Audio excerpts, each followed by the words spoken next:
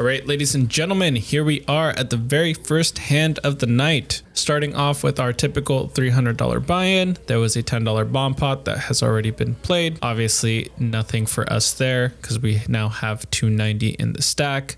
The Nit game is on, and for those of you that haven't tuned into the vlog before, the punishment with us for losing the Nit game is putting $100 in the middle in the form of a splash pot. If you guys haven't seen the Nit game played before, everybody gets a red button. As soon as you win a hand, you get rid of your button. If you are the last player with a button, you have to pay the tax. Anyhow, let's go ahead and jump into it. $290 in the stack. We are under the gun +1 when we look down at Queen Jack suited. Pretty solid hand. Under the gun raises to 10. I decide to bump it up to $30. Under normal circumstances, I wouldn't raise to this amount pre-flop with this hand out of this position, but considering the Nit game is on, people play a bit wider, so I feel comfortable doing this. Anyhow, the action folds over to Jenny, who decides to put in the call. So we are going heads up to this flop. $64 in the middle.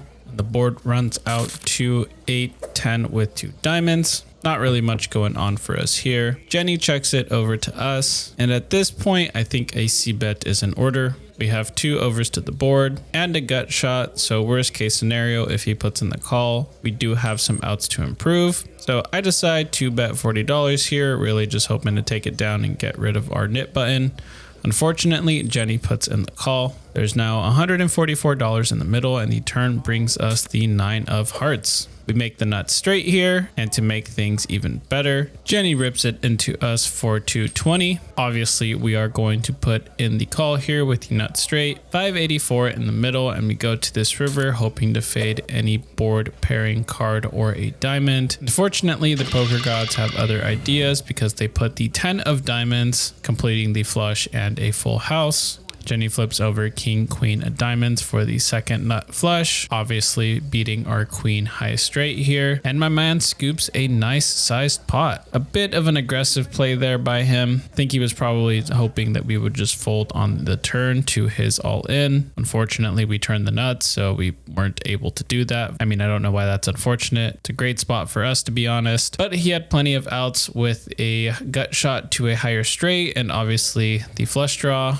and it ended up getting there. Nice hand to you, sir. We obviously need chips to continue playing, so I decided to rebuy here for $500. Let's see what we can do with this. For this next hand, we look down at ace 7 of diamonds. We are on the big blind. The low jack raises to $25, hijack calls, cutoff calls, the button calls, and when it gets back over to me, I think we're getting a pretty good price here to see a flop.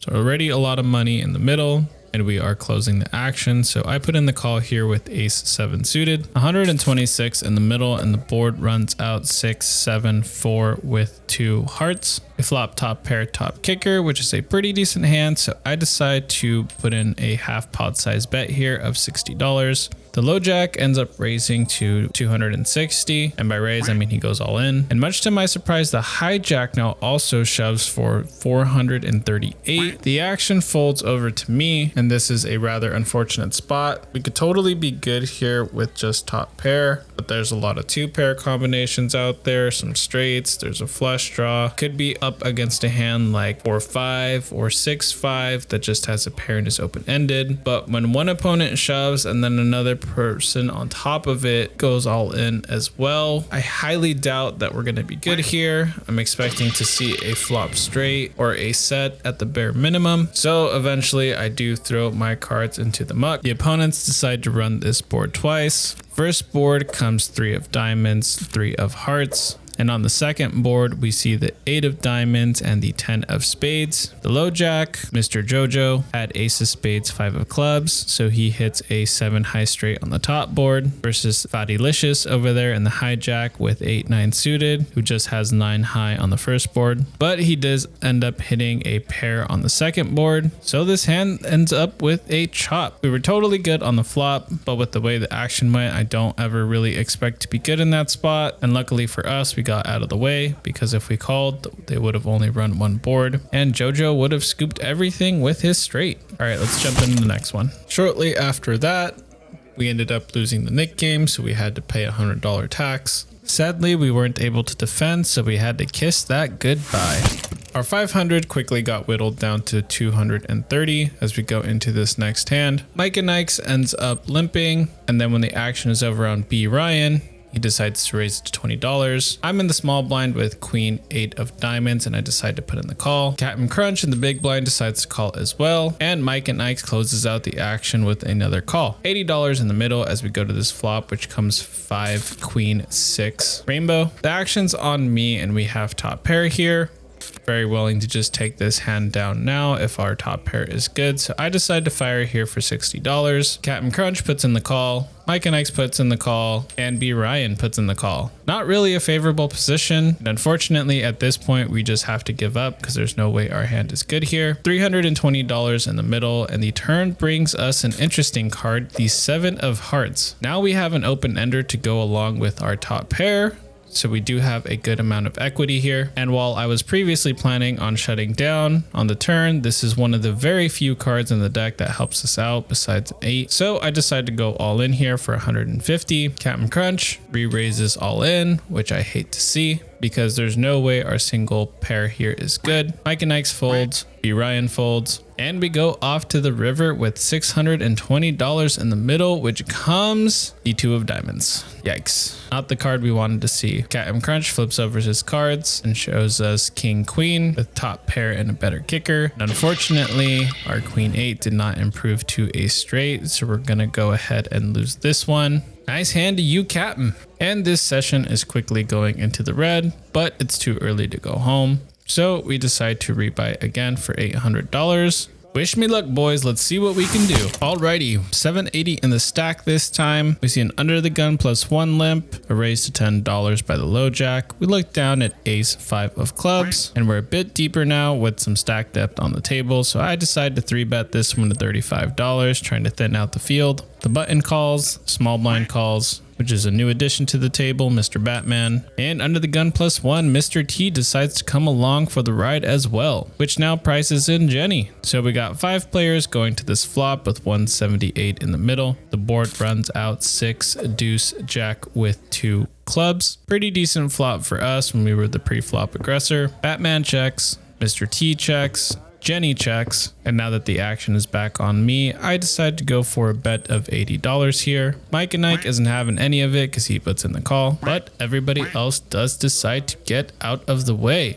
Going heads up to this turn, 338 in the middle, and we get the 9 of diamonds. We can't take our foot off the pedal now. I decide to continue here for $135. Mike and Ike's doesn't take very long before putting in the call again, and at this point I'm thinking he may also be on a flush draw, to be honest, so our ace high is probably good. 608 as we go to this river, which is an absolute brick. It is the deuce of diamonds. I don't have any way of winning at showdown, but if our read is right, it doesn't really matter much. I decide to go for a bet of $400 here, putting Mike and Ike's all in, and luckily we do not see a call. He returns his cards face down to the dealers, and we take this one down. And of course, we have to show the table our hand if we want to get rid of the Nit game, so everybody sees that we were able to get this bluff through. And I am stoked that I did not have to pay the $100 tax. I lost my freaking Nit button. Let's go! Moving on to the next one.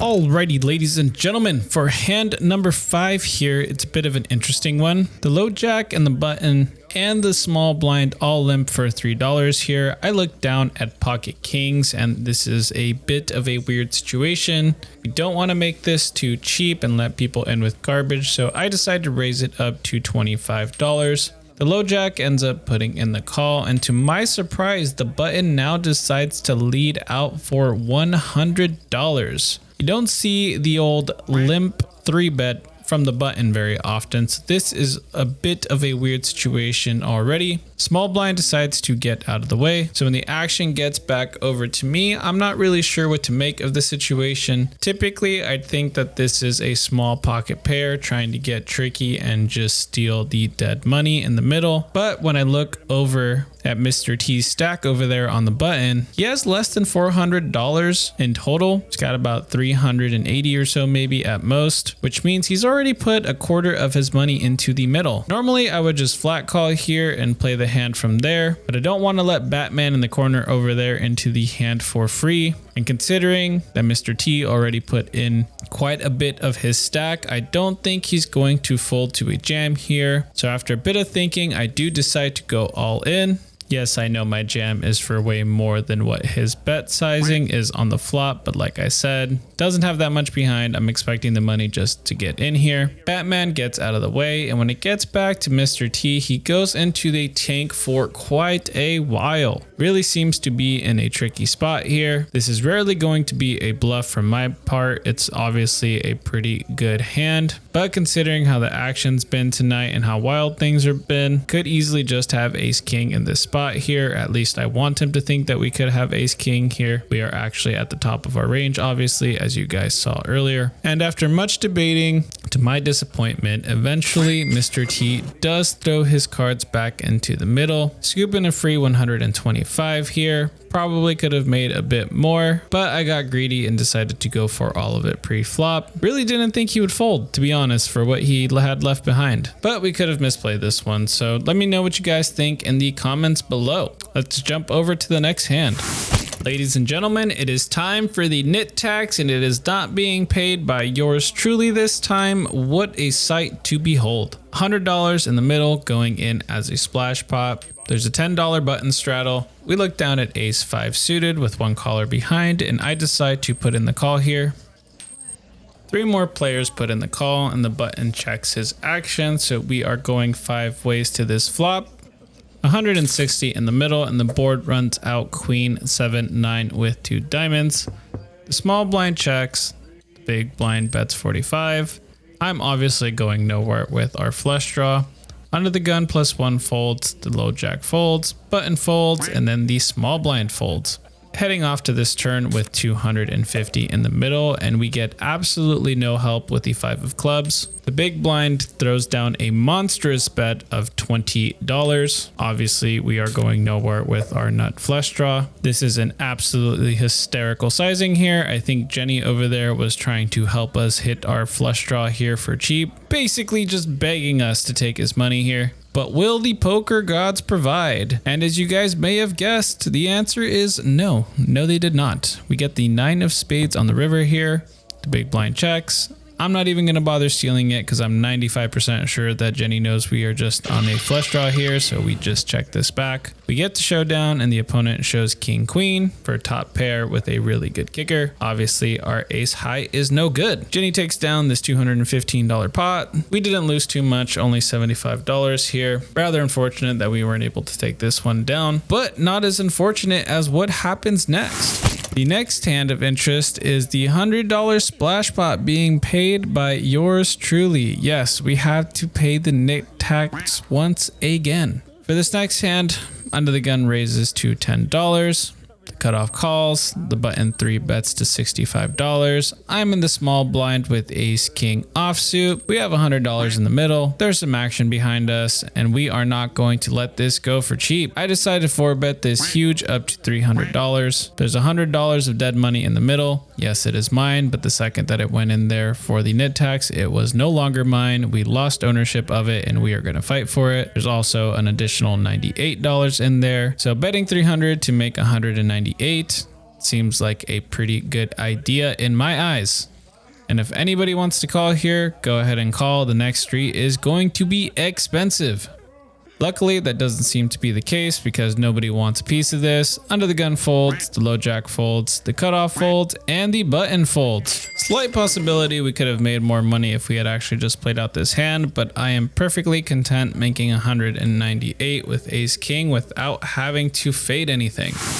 This next hand brings us a very special treat. We get the $100 splash pot from Jenny. First time tonight, I believe that he has had to put money in the middle. Batman and B Ryan have left our presence, so now we have Primo and Project Man Bun in the mix. Primo's on the button and he's straddled for $20. The action gets over to me, and we look down at 9 deuce suited and decide to flick in the call. It's $20 to make 120, so it's pretty good pot odds with any hand here, but even then I still think this is a little bit too wide of a call, especially with Primo on the button, because he is a pretty aggressive player and is very likely to 3-bet his straddle, especially if everybody just limps. So an additional reason not to do this, but oh well, here we are. Action gets over to the small blind. He puts in the call for $20, and the action gets over to Project Man Bun in the big blind, and he calls as well. The button, to my surprise, decides to just check this back, so we're going to get to see a flop here, hoping to flop 2 pair or a flush draw. $180 in the middle, and the board runs out for Queen Queen Rainbow. We do have a backdoor flush draw, but absolutely nothing going on besides that. The action checks over to me. No reason to bet here, so I go ahead and check this back. And to my surprise, the button also checks. Not really expecting to see a queen here a lot of the time. We go to the turn and we get the 10 of spades. Small blind checks, the big blind bets $60, and when the action gets back over to me, I highly doubt this is ever a full house. Maybe a queen that slow played the flop, or potentially a hand like Jack 9 or King Jack that just turned an open-ended straight draw. We have a 9 high flush draw, which isn't the best flush draw we can have given the circumstances, so I don't want to raise here, but we are definitely going to put in the call for $60. And now the button all of a sudden decides that he has a hand and decides to raise to $250. Small blind folds, the big blind folds, and now we are in a bit of a pinch. I don't think for a second that Primo would have played a queen in this manner. So there's 3 potential hands left. A single pair, like a pair of 4s or a pair of 10s, a flush draw, or just a stone cold bluff. It is possible for him to have played a 10 this way, turning a pair and thinking neither of us has a queen, trying to push us out of the hand so he can just take it down now and not have to fade any cards on the river. But it could easily be a stone cold bluff. Neither I or Project Man Bun showed a lot of strength on the flop or on this turn here, so I heavily debated back jamming here to try and steal this pot, but I can't do it unless I'm 100% certain that Primo does not have a queen here, because if he does, we are absolutely getting snapped off and we'll have to hit a spade on the river to take this hand down. I go back and forth with it for quite a while, and even though I'm fairly certain that us hitting our flush would be good, if we break out, all we have is 9 high, and I know Primo does not like to fold, so it's entirely possible that he puts the money in the middle anyway. Ultimately, I chicken out and I decide to return my cards to the dealer, and that's when we get shown the absolutely terrible news. Our opponent shows Jack of Diamonds, 5 of clubs for the stone cold bluff. If we jammed, we definitely would have gotten it through. Mad unfortunate that we weren't able to pull the trigger this time. Getting over that previous blunder, we are now going to hand 9. We are under the gun +1 when we look down at 2 black 8s and decide to bump up the price of poker to $30. Captain Crunch in the low jack puts in the call. Action gets over to Operation Man Bun in the small blind, and he decides to 3-bet us to $130. The action gets back over to me, and while this could be a good sized pocket pair, it could also just be a hand like Ace King or Ace Queen suited. So after a little bit of deliberation, I do decide to put in the call since we are in position and see what our opponent does on the flop. Captain Crunch gets out of the way, leaving us heads up with the villain. 293 in the middle, and we go to the flop. 3, 6, 4. Heart, spade, spade is what we get. We are holding the ace of spades, making the flush draw a little bit less likely, but not entirely impossible. Small blind checks, and now that the action is over to me, we have an overpair to this board, so this is a very good flop for pocket 8s. Don't want to give our opponent a free card here, so I decide to bet $200. And Operation Man Bun goes into the tank for quite a bit of time here. It seems like a pretty good sign to me. Unless we see the old check raised, then we might be in a bit of a trouble.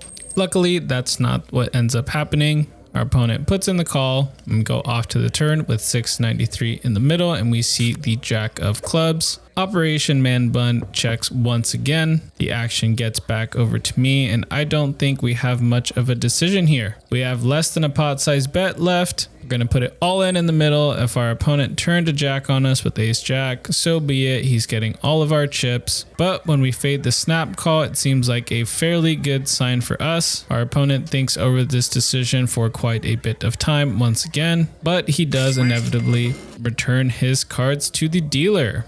And we have a nice sized pot coming in our direction.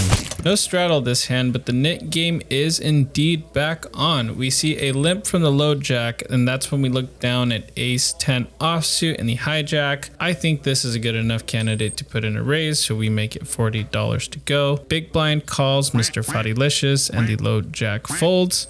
So we're going heads up to this flop with $84 in the middle, and the board runs out king, queen, 9, rainbow. Fodilicious checks it over to us, and at this point I think this is a pretty good board for us to continue with.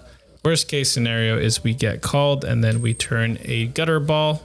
So I decided to continue here for $60.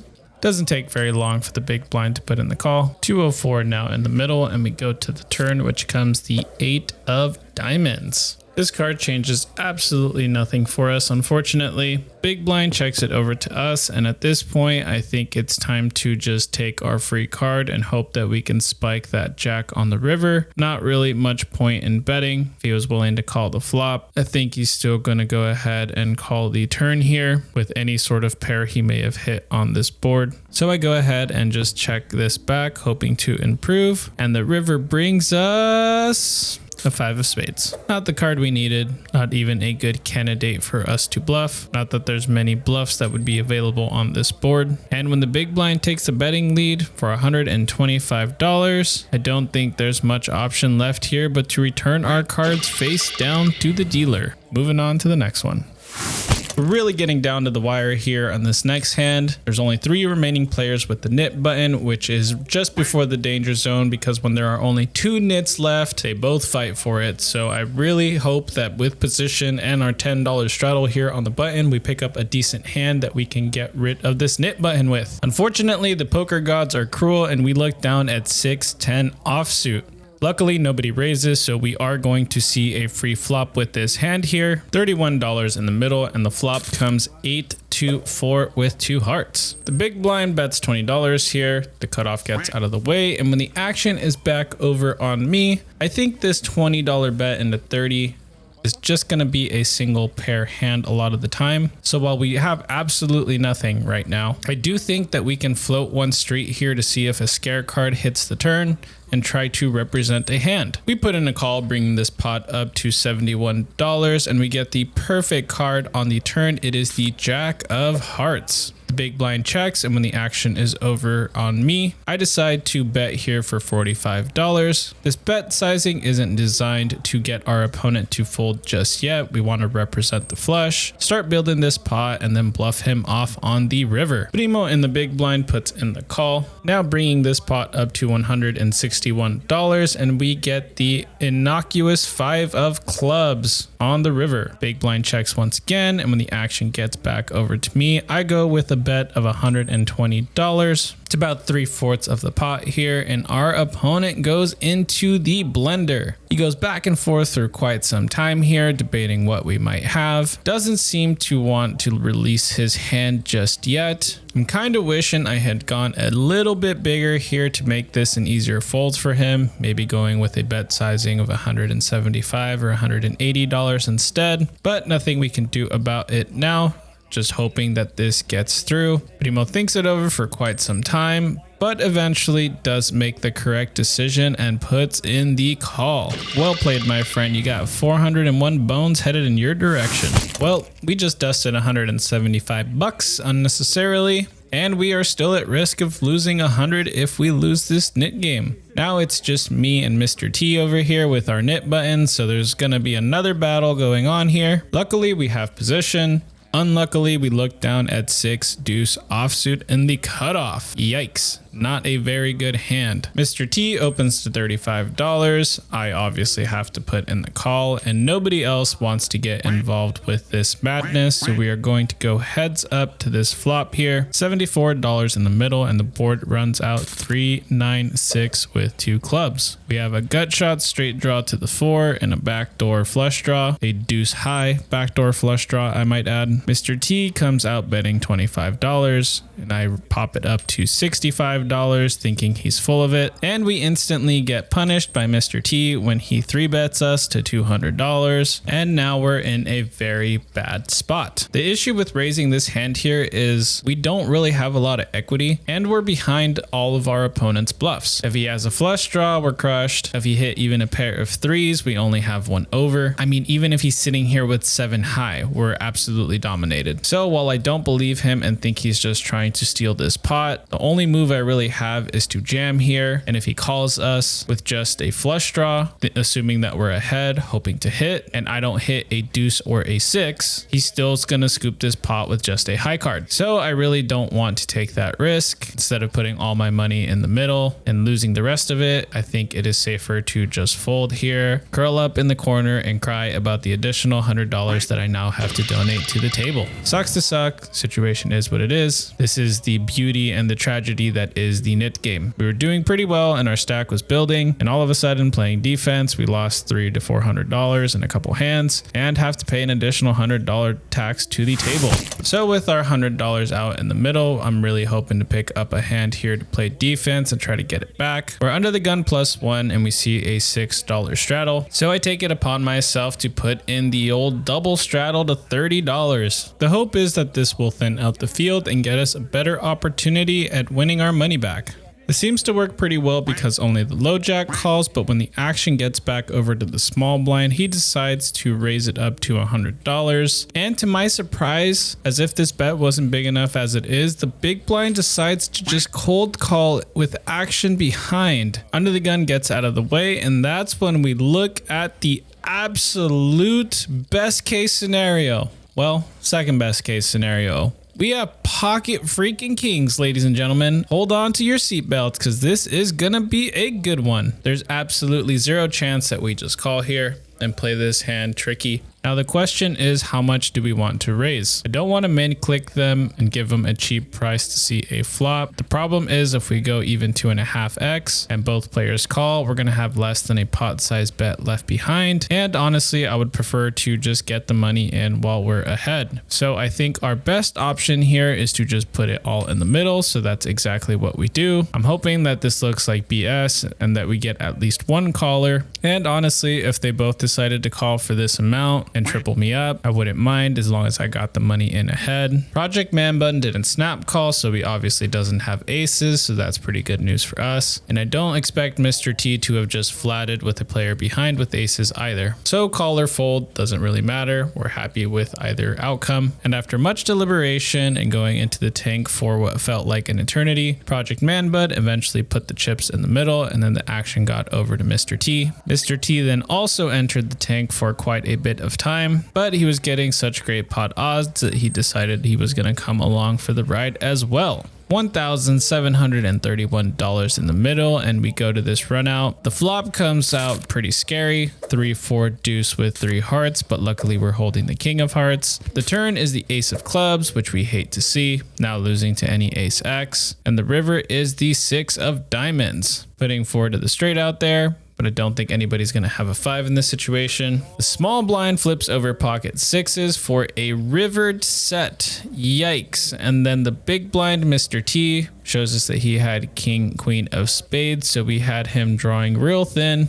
And obviously pocket 6s hit the 2 outer on us. Rather unfortunate, but when it's not your night, it's not your night. Not much you can do about it. I kept playing for a little while longer, won a couple small pots, lost a couple small pots, was up $150, and we decided to just go for a PLO flip to end the night. There was quite a few of us with $100 in the middle. So I thought it would be cool to either just leave with $50 in profit, over $150, but have the potential to make $600 here. Hey, what up, bro? Yeah, the game's breaking right now. Okay. Big 3. Okay, keep the 5. That's a good card, though. Yeah. Oh no. Okay, he's on his way.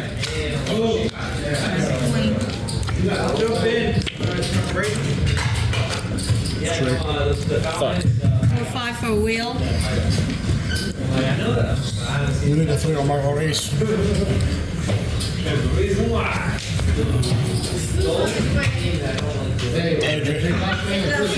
now you have to It's beat breaking, bro. Oh, 5, come on. Let it roll. Oh, 5. Oh, shit. 3.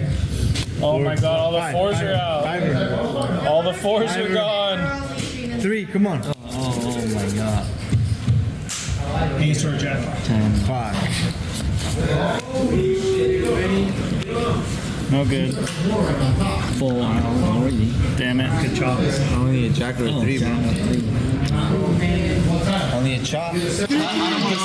Yeah, let's see it. Let's see it. Let's see it. Oh, no. Good lay down. And unfortunately, we lost this one too. So with that, it was time to take off. We racked up our remaining chips and got ready to take them over to the cage, but not before taking a quick snapshot for the thumbnail. All in all, let's go over the session numbers. We bought in for 3 initially, added on 5, added on 8 after that, then had to rebuy 700 and, only left with the $50 profit off of that buy-in. Overall, still a loss. Left $32 in tip, paid another $36 for food. So we were in for a total of $2,300. Ended up obviously paying for the stuff out of the stack. So our total cash out was $750 for a total loss of $1,550. Mad undecent, but it is what it is. I definitely feel like there are some spots I need to review in this session, which as of the date of this recording, we have reviewed some mistakes that we're learning from and working towards improving our game overall. Some things of note. The action on Thursdays and the incorporation of the Nit game is definitely throwing me off my game. I'm being affected a little bit too much by results and not really focusing on just analyzing each hand individually. I've also noticed that as of late, due to the downtrending bankroll, I've been playing a lot more timidly and conservatively, which in one retrospect is a good thing because we're protecting ourselves, but I feel like I went too far in the opposite direction, trying to reel in all the punting that we were doing for a while and now have to find my equilibrium. Overall, I think we're trending in the right direction, but we're not quite where we need to be yet. I'm going to continue making adjustments and hope to get there sooner rather than later. And that wraps it up for this week's vlog. Thank you all for tuning in. I hope you like the new template and layout that we've been working on. Make sure to like, comment, and subscribe if you haven't already. And as always, I'm always open to feedback and hand analysis in the comments. Thank you once again, and I will catch you all next time. Good luck on the felt.